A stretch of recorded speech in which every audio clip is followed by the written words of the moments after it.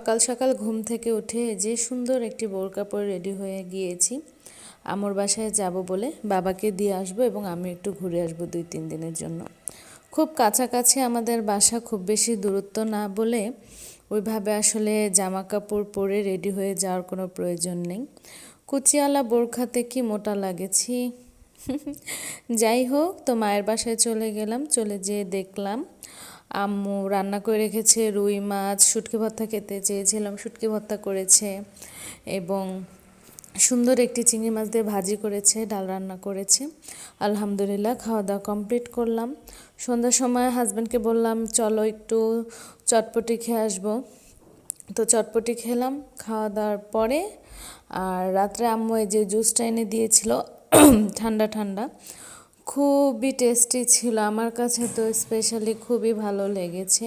আর এই যে আমাদের সন্টু মন্টু, মানে আমাদের পাখি, আমার ভাগিনার পাখি পুষতে খুবই পছন্দ করে এবং ওর এই পাখিগুলো আবার 2-4টা বাচ্চাও দিয়েছে। 2টা অবশ্য বিড়াল নিয়ে গিয়েছে আর বাকি 2টা এখন আছে। আর এত সুন্দর লাগে সকালবেলা এদের কিচিরমিচিরগুলা। ঢাকা শহরে কি এভাবে পাখির কোলাহল পাওয়া যায় বলেন তো? খাঁচার মধ্যে থেকে আর কতটুকুই করতে পারে। তবে আমি ব্যক্তিগতভাবে কোনো পাখি পোষা পছন্দ করি না, কারণ আমার কাছে মনে হয় খোলা আকাশের নিচে তারা যতটা সুখী, বন্দি জীবনে ততটা সুখী নয়। কিন্তু তারপরেও পোষা জিনিসের প্রতি অনেক মায়া কাজ করে, অনেক ভালোবাসা কাজ করে, যেটা অনেক সময় আমি আমার আম্মুকে দেখলে বুঝতে পারি।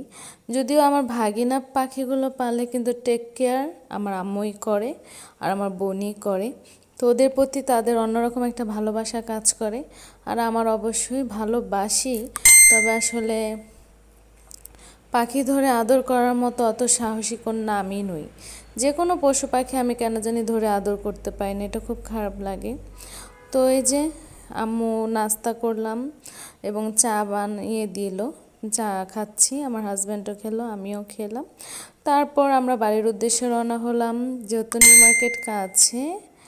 তো এই যে সুন্দর করে নিউ মার্কেটে কিছু কেনাকাটা করলাম, সেটা অবশ্যই আপনাদের সাথে শেয়ার করব কি কেনাকাটা করেছি। আর কেনাকাটার জন্য বেস্ট জায়গায় আমার কাছে নিউ মার্কেট মনে হয়। আমরা যেহেতু পুরান ঢাকার মেয়ে, আমাদের কাছে নিউ মার্কেট মানে একটি ভালোবাসা, একটি আবেগ, একটি অনুভূতি। এটা যারা আসলে পুরান ঢাকায় থাকে তারা অবশ্যই বুঝতে পারবে। তো এই যে আমরা রিক্সা নিয়ে নিলাম আমাদের বাসার উদ্দেশ্যে। এই যে সুন্দর করে রিক্সায় ঘুরে বেড়াচ্ছি, ইউনিভার্সিটি এলাকা দিয়ে আমরা পাসিং করছি। তো ইউনিভার্সিটি এলাকাটা খুবই পছন্দের। এবং যাই হোক, পরে আমি আমরা খেলাম সুন্দর করে। আমার আমরা খেতে খুবই ভালো লাগে। দেন বাসায় চলে আসলাম।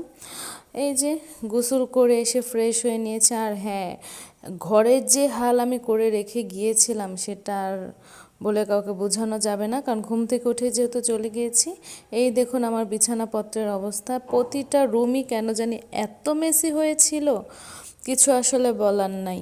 তো এই যে আগে গোসল করে নিলাম, কারণ যেহেতু শীতের দিন, পরে আর মন চাবে না গোসল করতে। তো সবার আগে যেটা করলাম, আমার বাবা এই রুমে ছিল, রুমটা খুব ফাঁকা ফাঁকা লাগছে এবং খুব কষ্টও লাগছে। আবার ইনশাল্লাহ খুব সুন আমার বাবাকে নিয়ে আসব। তো এই যে সুন্দর করে বিছানা চাদরটা চেঞ্জ করে দিলাম এবং